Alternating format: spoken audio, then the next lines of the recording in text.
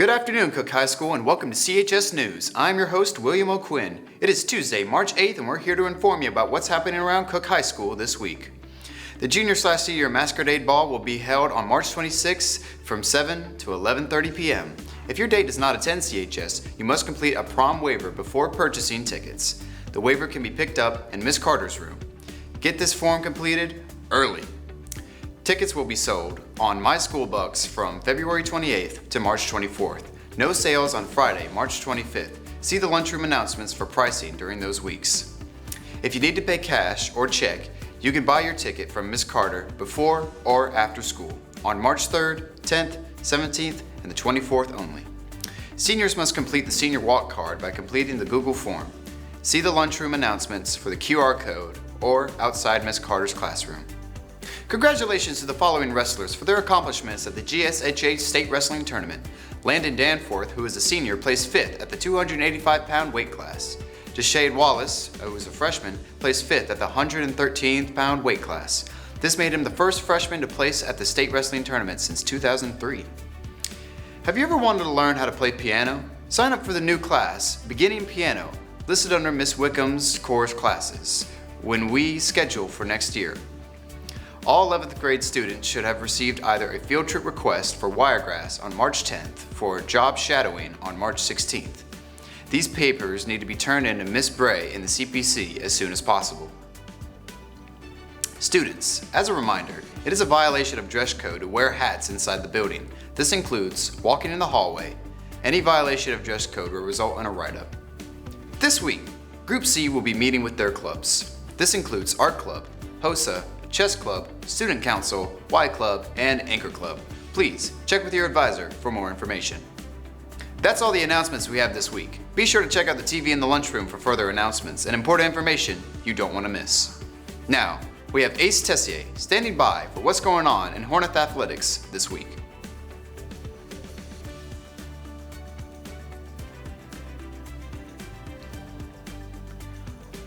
On Monday, March 7th, JV Baseball will be playing TCC here at home beginning at 4 p.m. Tuesday, March 8th, CHS Tennis will face off against Early County at 4 p.m. Our CHS soccer team will be playing Thomasville beginning at 5 p.m. Both of these are at home. On Wednesday, March 9th, our golf team will be playing against Turner here in Cook County at 3:30 p.m. CHS track will be going against Colquitt County in Colquitt at 4 p.m. Our Hornet baseball team will be in Jeff Davis with the game beginning at 6 p.m. Thursday, March 10th, tennis will be playing Berrien in Berrien County at 4 p.m.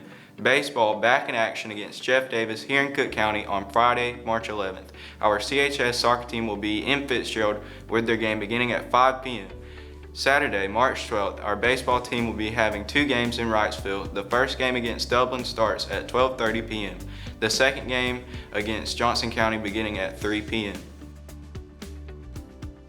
Thanks for the update, Ace. Be sure to come out and support your fellow Hornets this week in the stands. Now, we have some feature stories from our CHS News members. From February 24th to the 26th, 6 students competed in the Cook High School's first SkillsUSA State Leadership Conference in Atlanta, Georgia.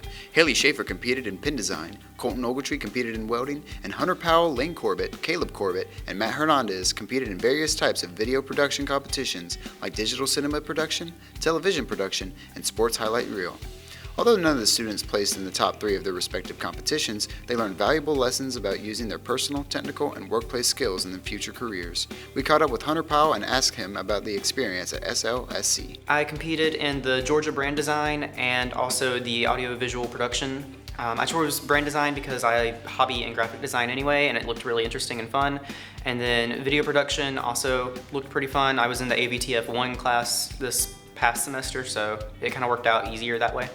Having been to other state conferences, the atmosphere was a little bit different. Other conferences I've been to felt more claustrophobic and packed. The conference center we were in was huge and probably too big, so it was a lot more open space. I was pretty surprised by the variety of competitions. I knew that SkillsUSA was pretty expansive in the different skills that you can kind of look at within the club, but seeing it all in like one huge, just big like area was a lot to take in.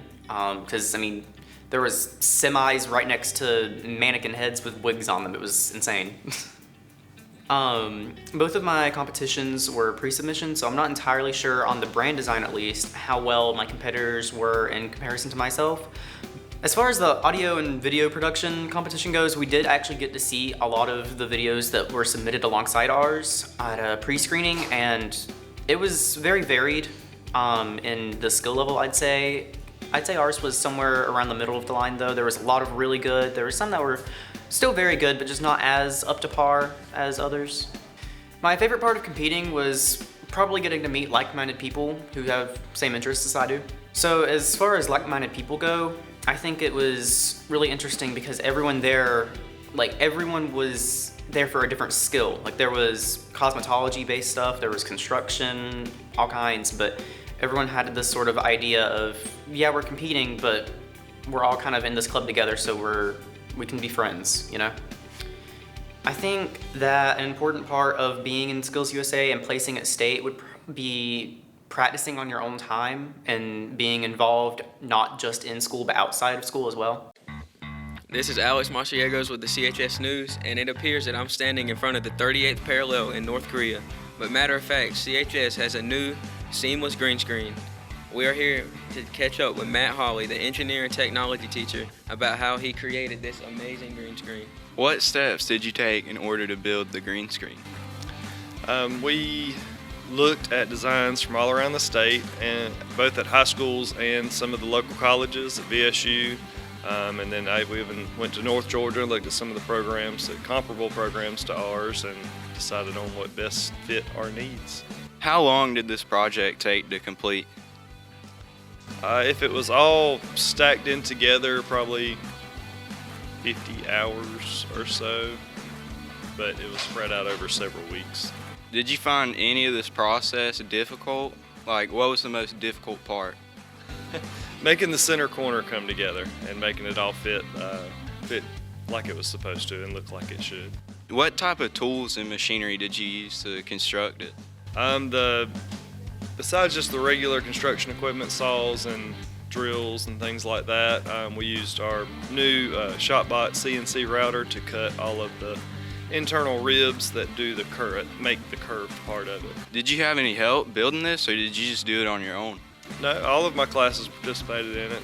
We would do separate parts and pieces of it, and we would just kind of fit in between class. Some of the classes around were taking tests and things like that, so we'd have to come back and do parts later, just depending on how that laid out.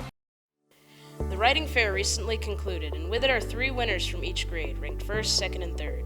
For 12th grade, Marley Hancock took 1st place. 2nd fell to John Shearer, and 3rd to Gregory Olson.